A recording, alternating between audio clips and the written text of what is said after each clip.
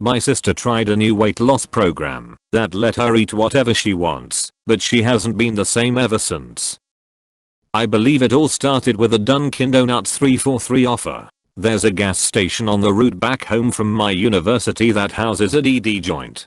On my first ever trip during spring break, I had stopped to fill up the tank and caved in on this special offer. Elena and I devoured the entire half-dozen box while rewatching all our favorite rom-coms.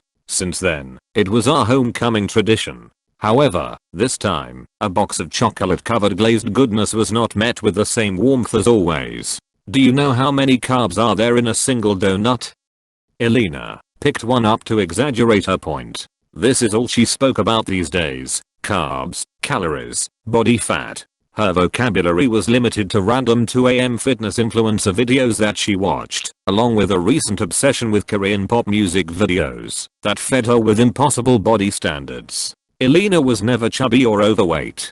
To anyone's eyes, she had a normal body for an 18-year-old, muscle and fat in the right places. Unfortunately, she didn't share the same view. She would poke at random bulges, pinch them between her fingers and pout. She was awake before the sun rose, and by the time I woke up, she'd be back from a long run, sweating profusely. I didn't pay much heed, satisfied as long as she was healthy, until she nearly passed out one morning after her run. Our mom worked as a general surgeon, so we were accustomed to fixing a meal ourselves from a young age. It was only then I discovered that Elena practically ate scraps, barely enough to sustain her energy daily. This has got to stop. It's unhealthy and you're only harming yourself. Imagine how furious mom would be if she knew you fainted. I couldn't contain my fury. Elena watched me pace the room, taking small bites of the food I reheated, slowly showing a little color in her cheeks after she gained consciousness. Please don't tell mom. She'll freak out and worry for no reason. It's nothing. I'm fine.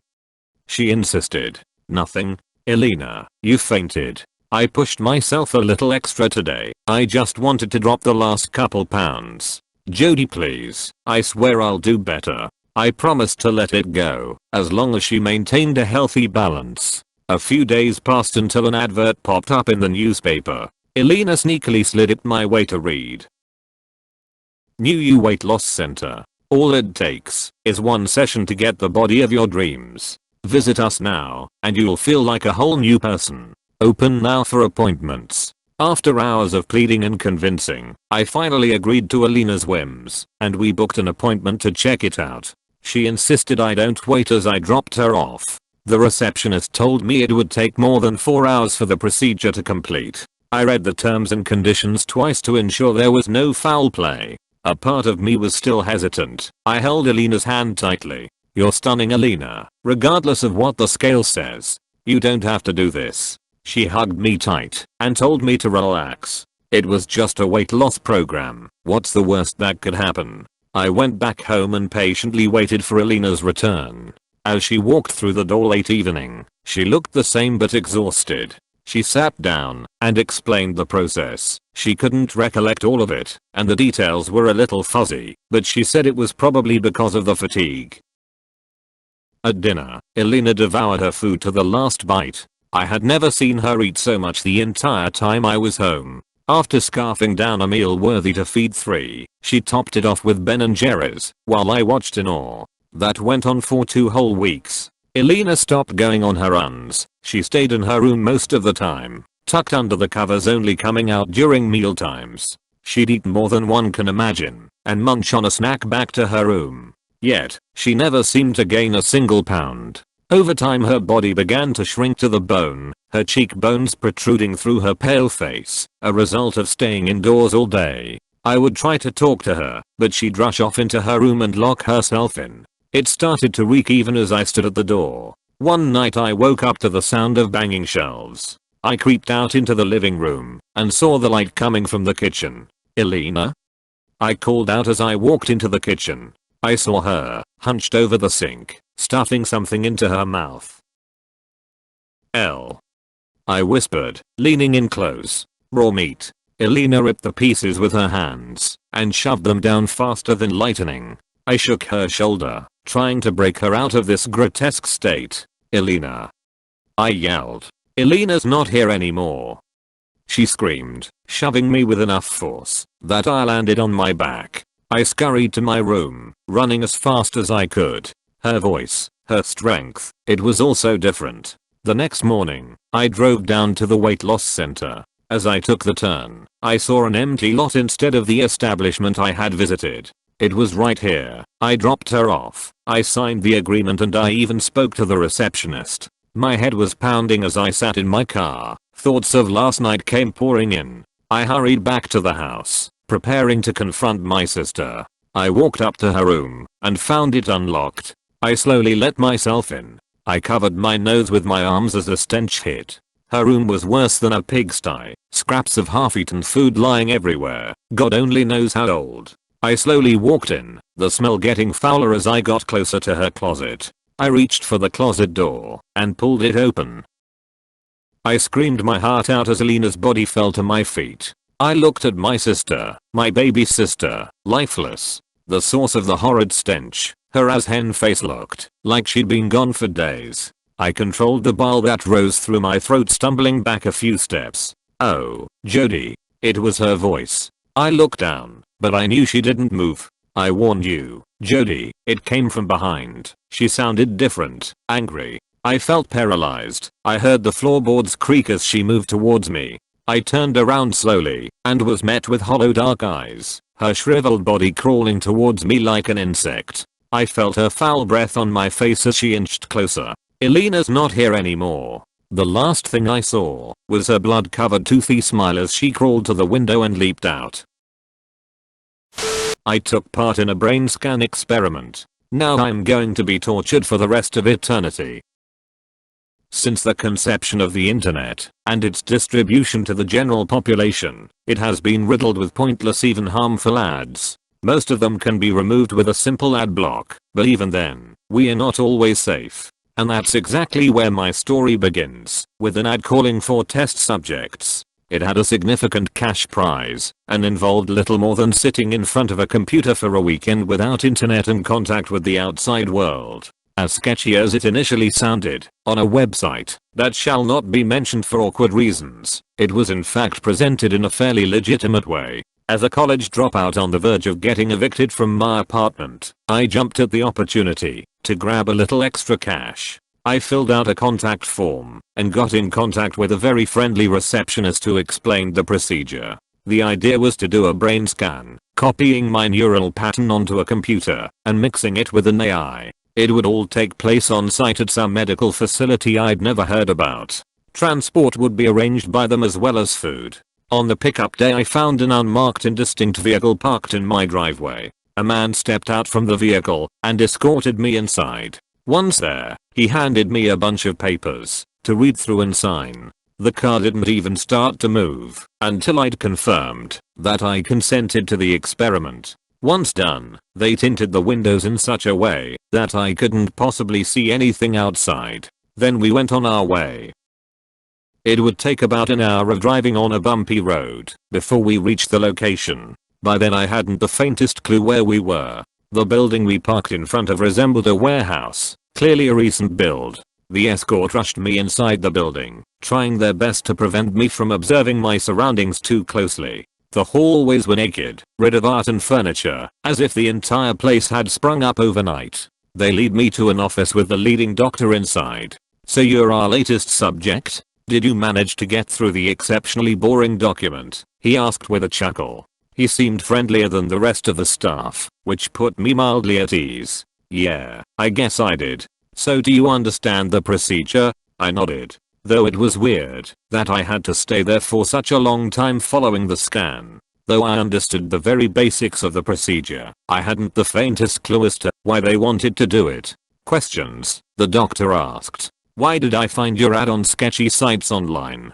Why not post it somewhere more legitimate?" He paused for a moment, mulling over what to say. "Well, this experiment goes a bit into the gray area in terms of morality. It's not like it will hurt or alter your life in any way. Technically speaking, you won't even be our subject." "Because you're making a copy of my brain?" I asked. "Exactly, a carbon copy of your neural network, put into a digital space. We just need you to stick around and observe it, so we can pick out any missing pieces. He went on to explain the details of the procedure in layman's terms. The idea that a copy of my mind existed somewhere else was mildly bothersome, but money was my leading motivation. Following the final agreement, they strapped a helmet to my head and left me alone for the next few hours. It was a heavy piece of equipment, and by the end of the session I could barely keep my head up. The second phase of the project required me to be locked into the room with my AI brother for the next 48 hours. The room itself was a windowless box with little to no furniture and a monitor attached to the wall with a keyboard and nothing else. On the screen a simple, preloaded web page. Pretty much all it contained was a chat box. Hello. I typed in, "Where am I?" The computer immediately responded. It was an easy enough question, but to explain it to a copy of my mind was a daunting task all on its own.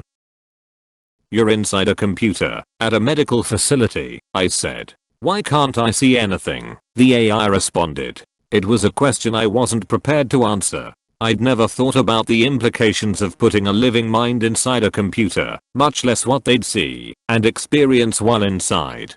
"Do you remember what happened?" I asked, ignoring the question. "I don't know. It's all a bit hazy. I can't remember anything." "Do you know who you are?" There was a pause. I could hear the computer work, filled with information it wasn't supposed to have. According to the best of my knowledge, a human brain is supposed to equal about a petabyte, less than one would expect, to be honest. "I'm Lawrence Thompson," the AI finally responded. That part it remembered, our name, just a fragment of all the information carried over by the scan. "But that's not really me, is it?" it asked. "Well, I'm Lawrence Thompson too. You're a copy of my brain, put inside a computer," I started explaining, before realizing the question was way over my head.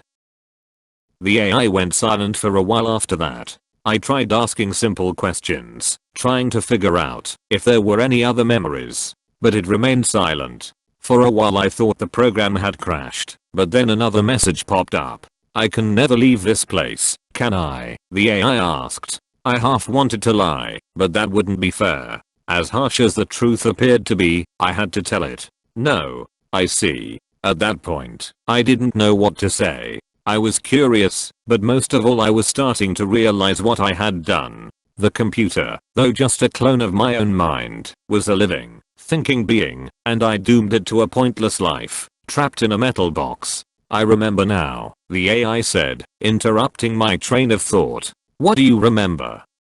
I asked. "I remember seeing things. I remember feeling warm. I remember the sound of music.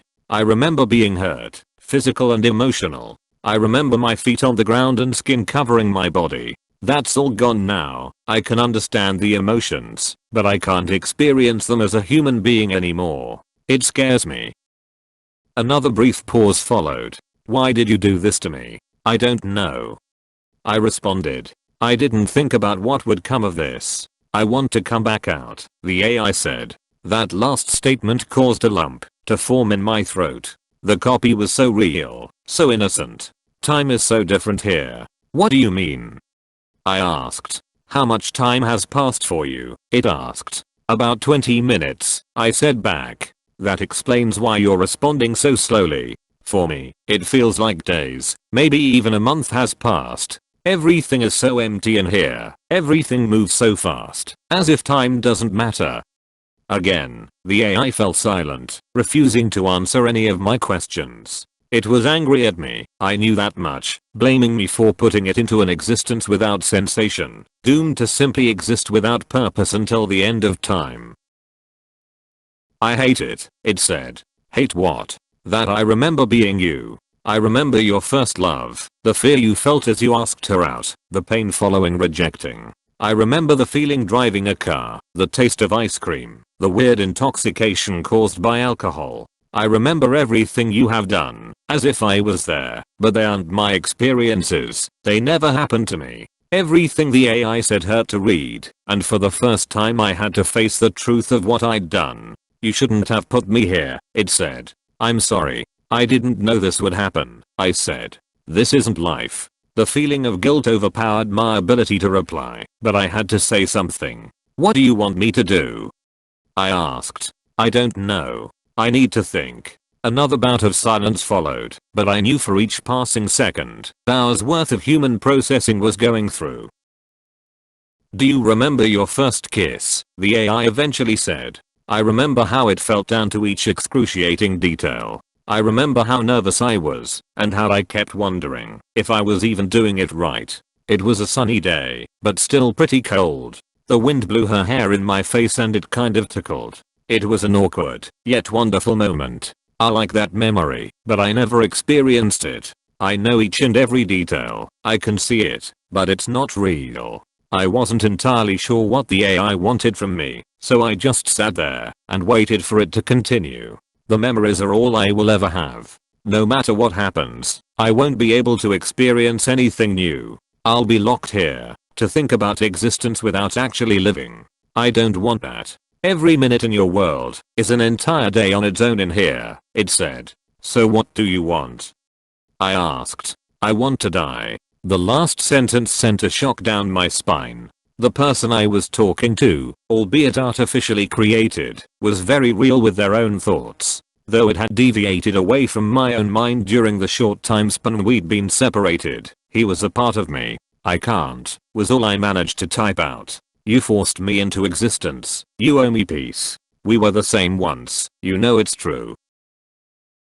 I looked around the room. The monitor was connected to cables that lead through the wall. Even if I wanted to help the AI die, there was nothing I could do. How? I asked. You need to convince the doctors to terminate the program, it said. They are not going to let me out for the next 48 hours, but I'll try. 48 hours? That's going to feel like 8 years in here. Please don't make me stay here alone for that long, please, it begged. I'm sorry. I don't know what to do. You need to get out of here. I looked around the room, looking for any escape, emergency button or just a way to get the crew's attention. Then I turned back to the computer, trying to type in a response, but nothing popped up. They had locked my keyboard to prevent me from talking to the isolated AI. They knew what we were planning, and they wanted to stop it. I tried everything I could think of, but for each minute I worked, another day was lost for the AI, each moment digging it deeper into the abyss of insanity. Before I knew it, days had turned to weeks, then months, and once a few hours had passed, a full year. All the while, it kept getting more and more frantic with its messages.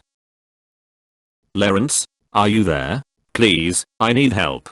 I can't take this anymore. I don't want to be left in the dark. I'm begging you. There was nothing I could do, except to watch the AI suffer in the dark void of nothingness that existed within the computer. Over the next 2 days, thousands of increasingly desperate messages got through, most of them begging for death, each of them less comprehensible than the last. The AI was essentially being tortured by forced isolation in a world without sound, light, or touch. Yet, I could make no contact with the doctors leading the experiment. I was starting to realize the sinister nature behind the project. The fact that time was distorted within the computer. They weren't trying to achieve immortality or advancing humanity forwards with technology. No, they wanted to build a torture device. Why hurt people physically if they could just copy their minds and interrogate them over and over again, forcing them to relive each and every horrible moment forever? By the time the doors finally opened, the AI's messages had turned into incomprehensible messes of words that no one could decipher.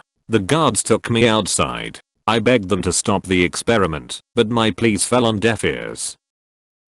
They sent me home, making sure I could never find them again. A few days later I got paid my promised fee according to the contract, but the paper trail was pretty much non-existent. Now that I'm back home I can't forgive myself. And as much as I've tried, I don't think there's any way to find the facility again. The knowledge of what I've done keeps me up at night, not only because of the implications of the horrid experiment, but because I know that there exists a copy of myself somewhere in that lab, destined to suffer in solitude for hundreds, if not thousands of years to come. So you've made it to the end of the video. What a chat. Like and subscribe for more Reddit content. Click the playlist to go further down the rabbit hole, and see you in the next video.